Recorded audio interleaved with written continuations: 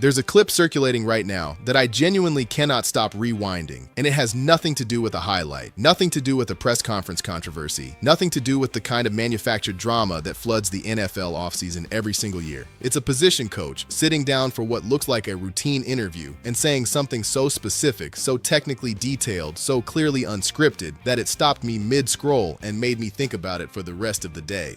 Mike Bajakian, the Cleveland Browns quarterback's coach, said something on camera about Shedeur Sanders that almost nobody in the mainstream conversation has properly examined. And I think that's a problem, because when you actually slow down and listen to what he said and understand the weight behind who's saying it, it fundamentally reframes everything you've been hearing about this quarterback situation in Cleveland. I want to be clear about something before we go any further. I'm not here to tell you the competition is already over. I'm not here to crown anyone or dismiss anyone. What I am here to do is tell you that the picture being painted inside that building by the man with the most direct and unfiltered access to what's actually happening in that quarterback room is dramatically different from the narrative that's been running wild outside of it. And that gap matters more than most people are treating it. Let's start with who Bajakian actually is, because this part tends to get skipped over, and it's foundational to understanding why his words carry the weight they do. This isn't a first-year coach feeling his way through a new role. This is a man with 30 years of experience developing quarterbacks at every level of organized football. He spent the bulk of his career as an offensive coordinator in the college game before making the transition to the NFL, and the specific thread that connects him to Cleveland runs directly through Todd Monken, the Browns' offensive coordinator. Bajakian worked under Monken in Tampa for 3 years. He didn't take this job because it was available. He took it because Monken called him, and he said yes immediately. His own words on it were essentially that the decision required no deliberation whatsoever. He described working under Monken as a re-education in how football is supposed to be played and designed at the offensive level. Think about the magnitude of that statement coming from a man with 3 decades of coaching behind him. A re-education, that's not a courtesy compliment thrown to a boss in a public setting. That's a real considered reflection on how much a specific environment changed how he sees the game. So when this particular person opens his mouth and describes what he's observing in practice, we're not getting amateur hour analysis filtered through social media logic. We're getting 30 years of accumulated pattern recognition applied to what he's watching develop in front of him in real time. The interview opened on Deshaun Watson, and I want to give that piece its honest due because Bajakian clearly meant what he said, and it deserves acknowledgement. He talked about the arm, the athleticism, all of the physical gifts that everybody who has ever watched Watson play already knows are legitimate. But then he shifted to something more revealing. He said the quality that has struck him most during their time together isn't the physical ability at all. It's processing speed, the capacity to take a foreign system, brand new terminology, unfamiliar concepts and root structures, and convert all of it into functional, high-speed decision-making. Bajakian was direct about it. He considers processing speed the single most critical quality a quarterback can have. Not the deep ball, not pocket mobility, the mind. And he said Watson is demonstrating that capacity at an impressive level in their sessions. He made a specific point of noting that the coaching staff hasn't been gently introducing concepts to these quarterbacks. They've been deliberately flooding them with the entire playbook from day one, information overload by design, specifically to pressure test how each quarterback absorbs and responds when the volume exceeds what's comfortable. Watson, he said, has been handling that environment like a seasoned professional. I'm not glossing over that. I'm giving it to you straight, the same way Bajakian did.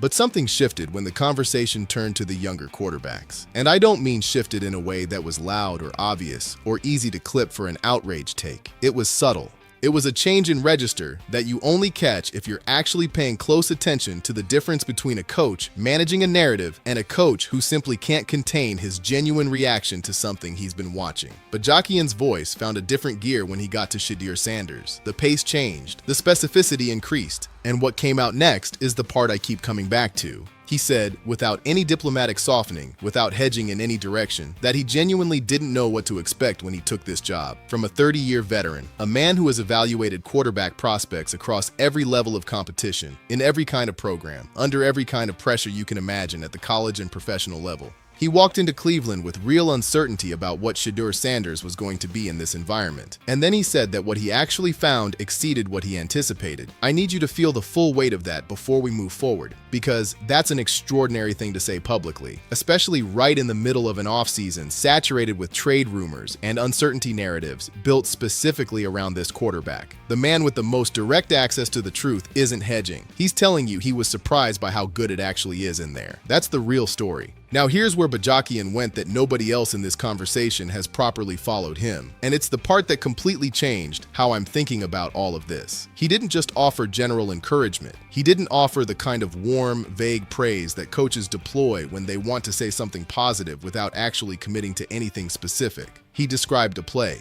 A single, specific play from practice. He told the interviewer about a moment where Shedeur made a throw that Bajakian, standing on the field watching it happen in real time, could not immediately explain. He said he watched it live, and his first reaction was genuine confusion. He couldn't identify in the moment what Shedeur had seen that justified that decision. And then later, alone in the film room, breaking the play down frame by frame the way position coaches do when something doesn't immediately make sense to them, he found the answer. The safety had settled underneath the route concept to eliminate the crosser, the underneath option. And Shedeur, before that movement had fully registered as an observable fact on the field, had already read it. He had tracked the safety's deployment, understood what that positioning was designed to do, identified the window that deployment was going to create on the other side of the coverage, and released the football on rhythm, trusting that window to materialize at the moment he needed it to. He threw to a place the coverage hadn't yet fully revealed. He threw to where the field was going to be, not where it was. I want to slow down on that because I think it can pass by too quickly if you let it. What Bajakian is describing isn't a strong arm. It isn't escapability. It isn't even football intelligence in the general, loosely defined sense that phrase gets used constantly without meaning very much. What he's describing is anticipatory processing at a genuinely elite level. A quarterback who reads coverage rotations before they complete. A quarterback who tracks a safety, absorbs what that safety's positioning is communicating about the defensive structure beneath it, extrapolates how that structure is going to shift over the next half second, and acts on that extrapolation before confirmation arrives. That's not something you can coach into someone. You can refine it. You can put it in better situations. You can give it the right system and let it grow. But that kind of instinct, the ability to play the field in the future, tense rather than the present, is something a player either has or doesn't. And Bajakian didn't wave vaguely in its direction. He built a specific, technically detailed, frame-by-frame account of a single play that demonstrated it. You cannot fabricate that kind of specificity in a live, unscripted setting.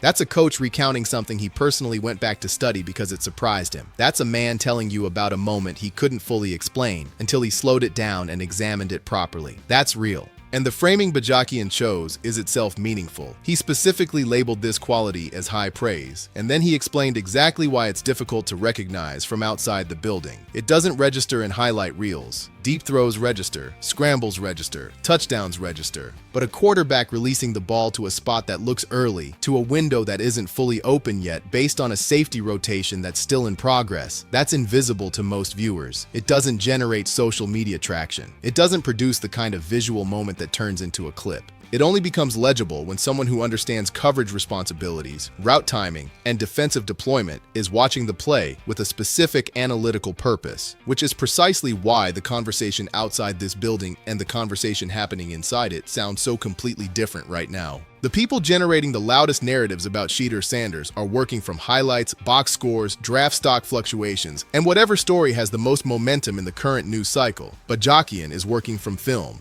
30 years of film literacy, applied to a specific play, on a specific afternoon, in a specific practice. Those are not remotely equivalent sources of information. We've been treating them like they are.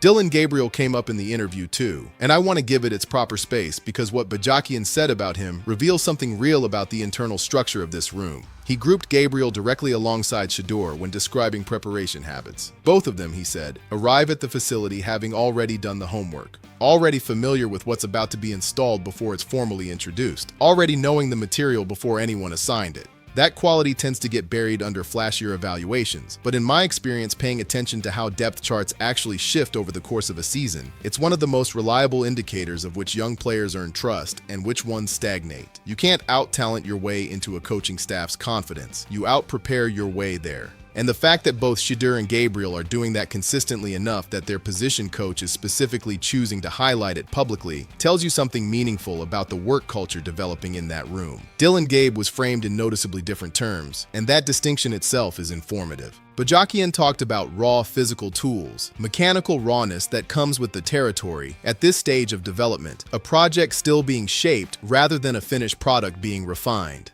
Totally different language, totally different developmental category. And drawing that line so clearly between Gabe on one end and Shedeur and Gabriel on the other gives you a much cleaner read on where the internal hierarchy of this competition actually sits, separate from everything being projected onto it from outside. But here's what I cannot reconcile. The thing that makes me keep circling back to Bajakian's interview every time I try to move on. All of this trade speculation, all of these persistent, confident whispers about Shedeur Sanders being unhappy in Cleveland, wanting out, being emotionally unavailable to the process, waiting for a deal to materialize somewhere else. None of it matches, not slightly, not in ways that could be explained by typical spin or selective framing. It fundamentally contradicts what Shedeur's own quarterback coach chose to describe in a public setting. And I want to be precise here, because this matters. Coaches in these interviews are careful. They understand the genre. They know how to hedge when hedging is necessary. They know how to give safe, forgettable answers that protect everyone involved without revealing anything real. Bajakian had every opportunity to do exactly that. He didn't. He went specific. He went technical. He told a story about a play that surprised him, and he told it in enough detail that you could reconstruct the coverage concept and understand exactly why the decision was remarkable. You do not do that for a player whose focus is somewhere else. You do not describe the anticipatory processing of a quarterback who's mentally checked out, waiting for a trade to save him from a situation he supposedly resents. That's not how coaches talk about disengaged players. That's how coaches talk about players they're genuinely excited to keep developing.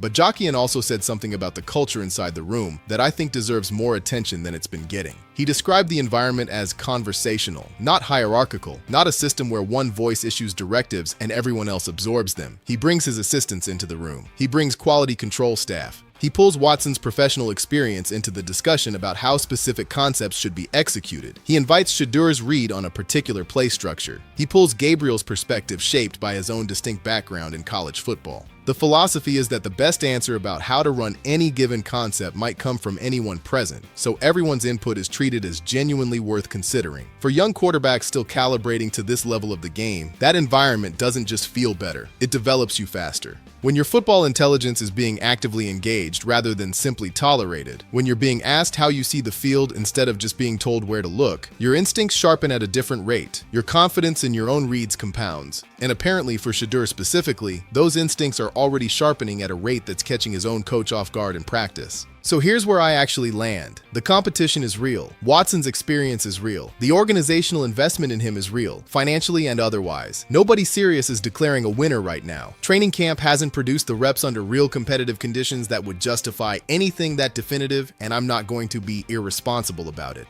But what I am saying, without any hesitation, is that the story being told outside that facility and the story being told by the person with the clearest view inside it are not the same story. And when that gap becomes this wide, I've learned that the more valuable story is always the one coming from the person who's actually there. Shedeur Sanders is not a player with one foot out the door. He's not a player whose attention is fractured between Cleveland and wherever the trade speculation is pointing this week. What his quarterback coach chose to describe publicly is a player who puts in the early mornings and the late nights, who knows the system before it's been formally taught, who goes out onto that practice field and makes throws precise enough to make a 30-year veteran walk back to the film room afterward, trying to understand what he just saw. That is not the portrait of a player waiting to be rescued by a trade. That is the portrait of a player who is building towards something quietly and methodically, while the noise outside does what noise always does. Bajakian gave us a rare, unguarded look through the window at what's actually happening in that room. The picture is considerably more interesting and considerably more promising than anything the rumor cycle has been manufacturing.